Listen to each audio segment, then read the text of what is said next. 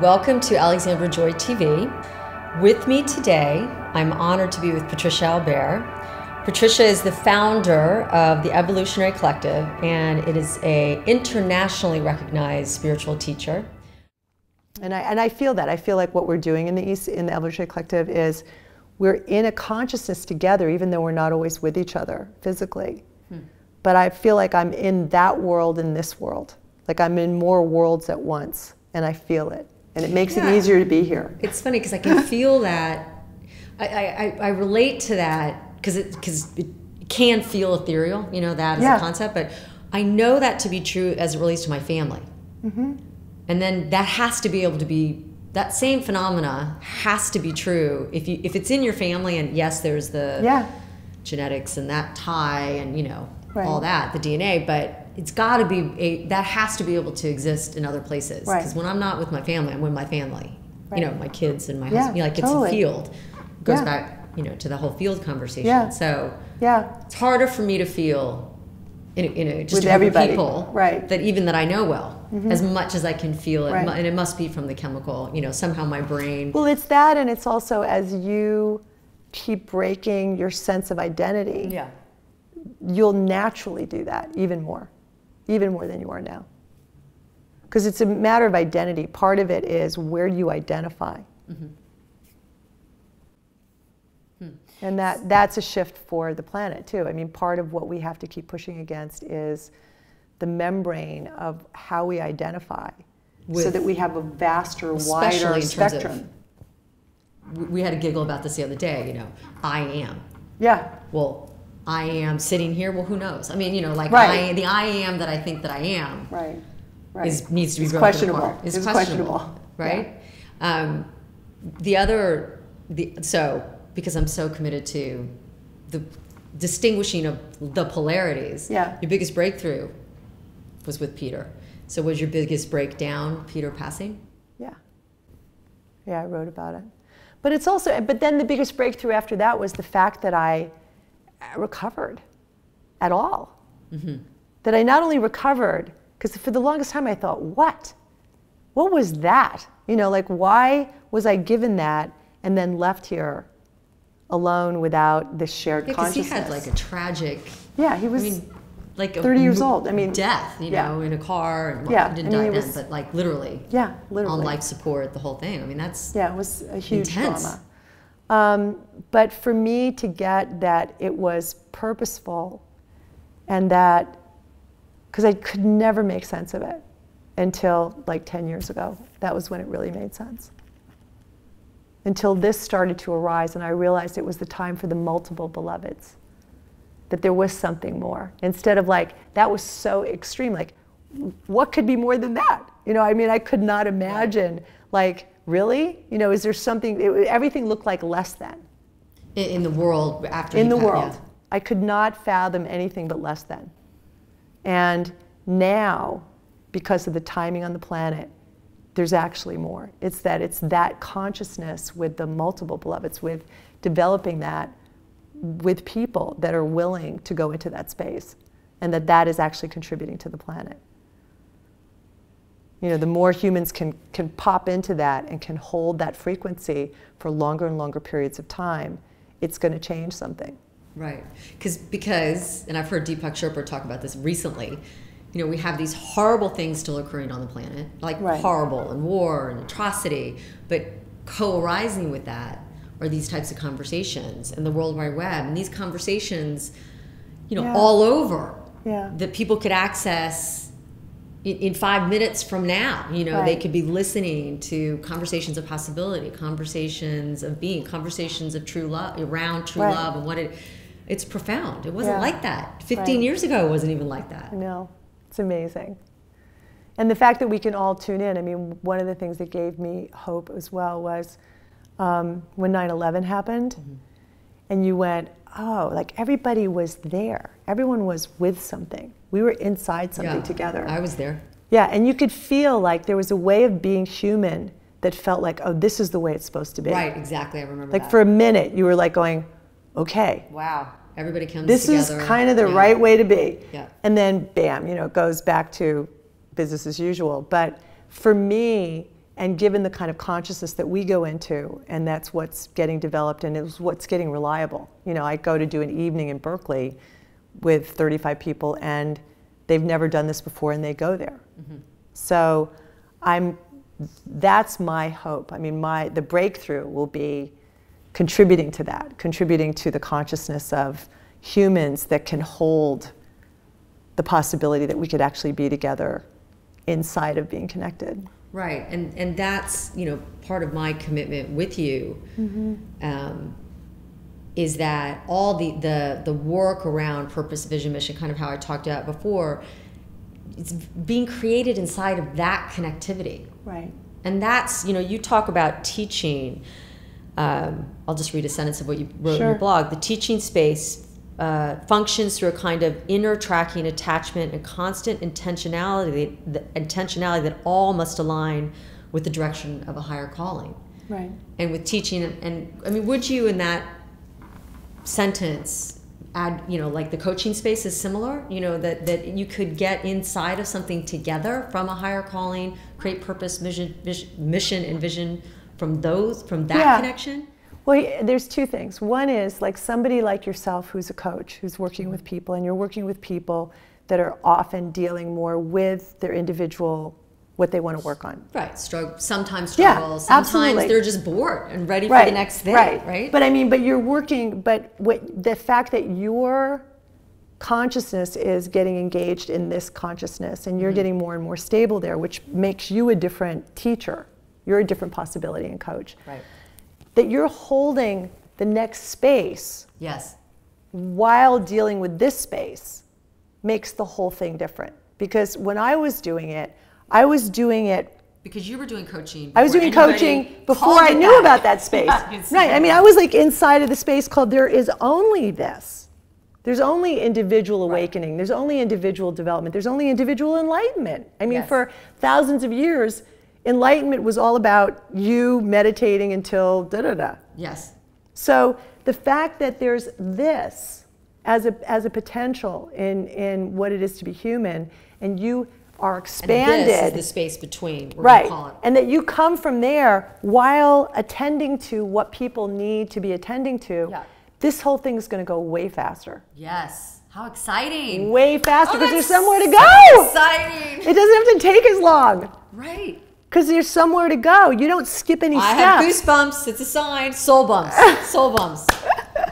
Yeah. Right, because it speeds it up. Totally. So you don't have to spend 15 years figuring out what your purpose is. You could actually do it like that. And start to move away. And by having a purpose and having courage and moving away from your automatic ways of being, blah, blah, blah, you're moving them through that while embodying something else. Yes, the possibility. Yeah. It's utterly different. Yes, I get that totally. And it doesn't mean you don't have to do the part you have to do here.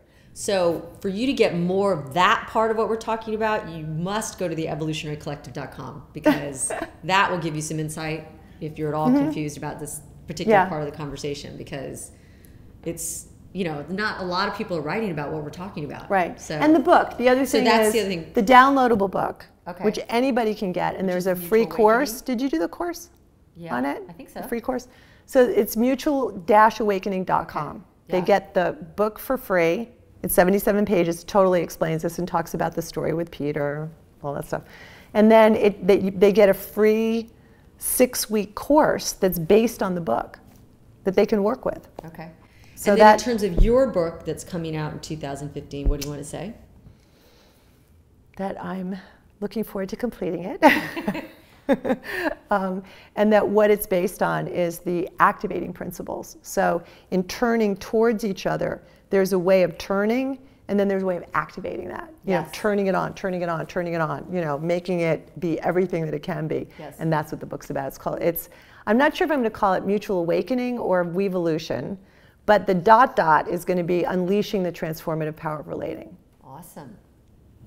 So you know that's for sure. So you know what my way of painting the picture for this work for others is that imagine you're at the ashram, you know, looking at the guru or you know, the altar, and the meditation actually turns the two people, or me and you, turn to each other instead of something outside of ourselves. Yeah, that's beautiful. I like that. That's yeah. when I Absolutely.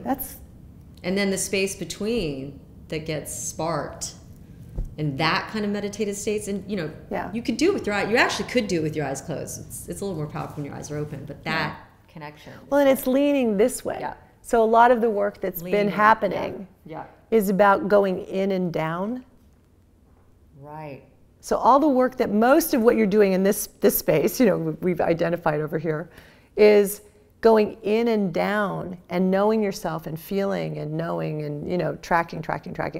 So this is different. So then once you've got a certain amount of that developed. Because it's a muscle. I mean, that in and of itself is a journey and important. A lot of people, I mean, you ask them, what are you experiencing and what are you in touch with? And they're like, I have no idea even where to look. Right. You know? Like, that's weird. What did I have for breakfast? I don't know. Right. So this next one is you lean towards the emergence. Like, what's just beginning to happen in this moment for me, instead of in and down. Right. And then you're leaning. And then you're leaning towards what's happening, and then we start to pay attention to what's happening here, and then it gets activated. You know, then that force starts going woo woo woo. You know, then it starts to have a field day with whoever's paying attention. That's so funny, because one of my questions was about listening into, leaning into, because I had the listening into is very different than just you know, listening over here for some kind of insight that I might have. Because when you listen in, and that's why I call what I do intuitive results coaching. Yeah. Because when I'm intuiting, even though intuition has the word in it, I'm not in over here. I'm in, leaning in to the listening, the intuition in the space between. I probably have to write more about that on my website because it's very different. Intuition out here, very different. And well, you're in the person. That's right. Well, I mean, you're over there entirely, and you're with something bigger, right? They're kind of like over there. It's like, it feels like a circle or something of energy. I'm over there, and then I'm like with their family, and I can see like family members and old boyfriend. You know, it's like it just presses itself. And I'm not like a psychic. It's just leaning into the space, and being trained. And a lot of it's training, because you can't. I think some people, and that was also one of my questions for you, is like, do you think some of us are just born this way? Or like, do we need to put ourselves into immersive experiences? Like, I feel like I was born intuitive, and then I unlearned it. And then I put myself into a lot of immersive environments, transformational to wake it up again. To wake it up again. I think that happens to a lot of people. Yeah. Unfortunately, that's because we don't, I mean, it's the way it is, but you know, we don't listen to who our children are well enough to know how to empower the way they actually are. Yeah. Because we have fantasy, you know, we have imagination about who we think they should be. Most parents can't help themselves there.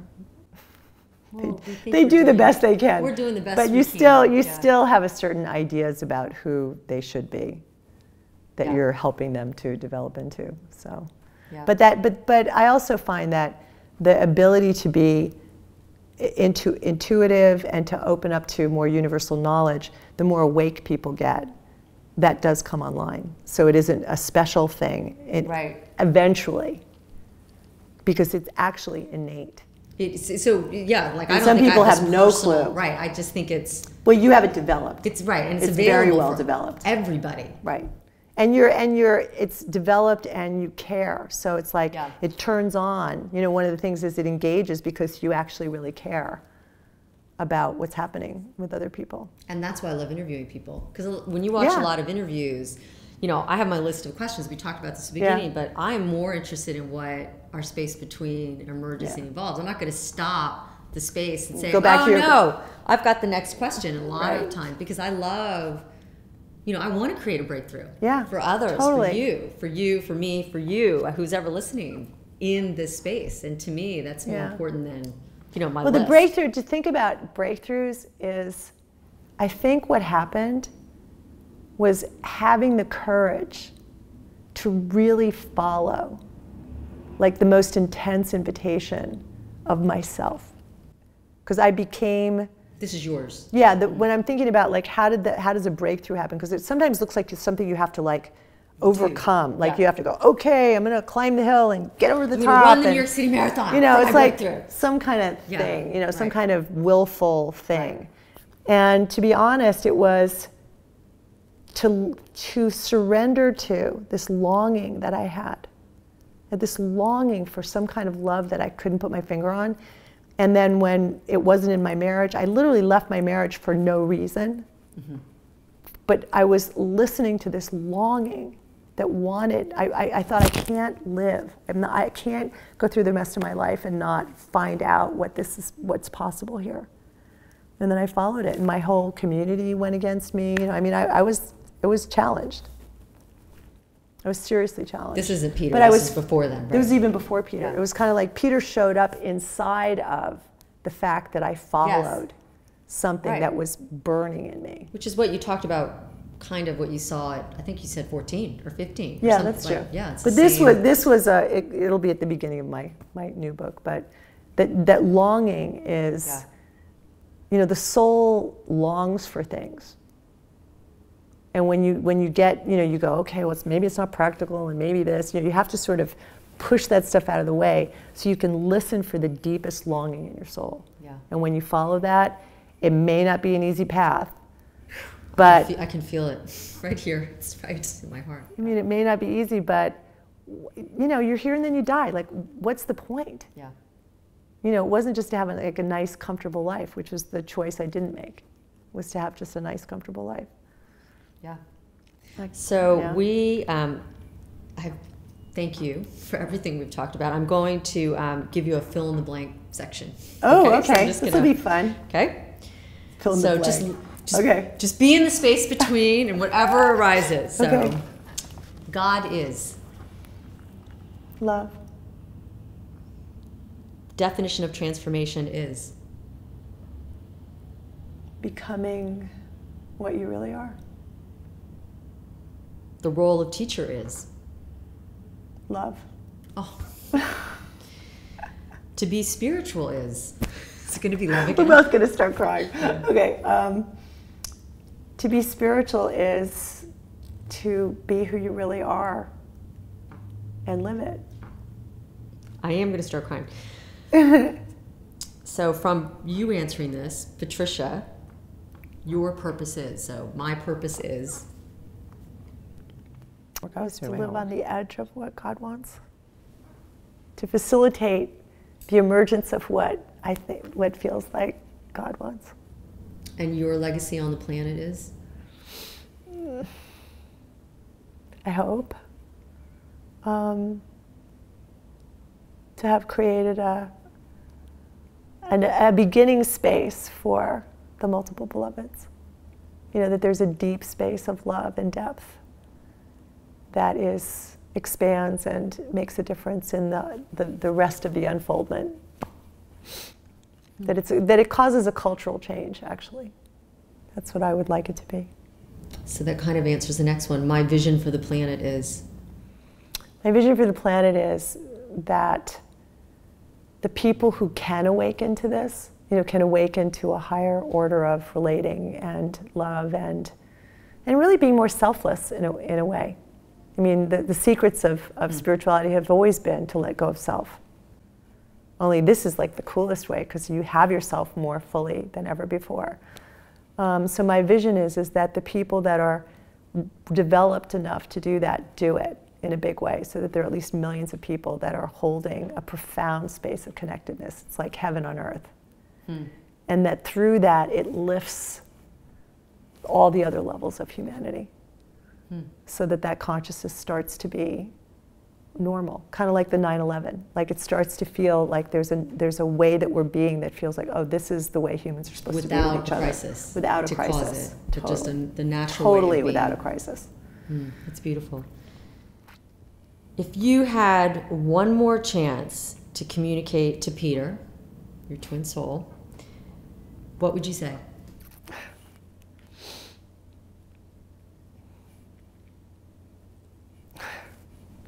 I just miss him. I just miss him. I wish he was here physically too. He already knows that I'm grateful till the end of time.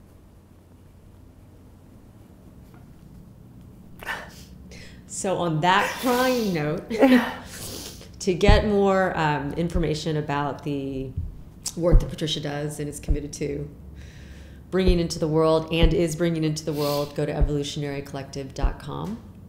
And I love you. I love you too.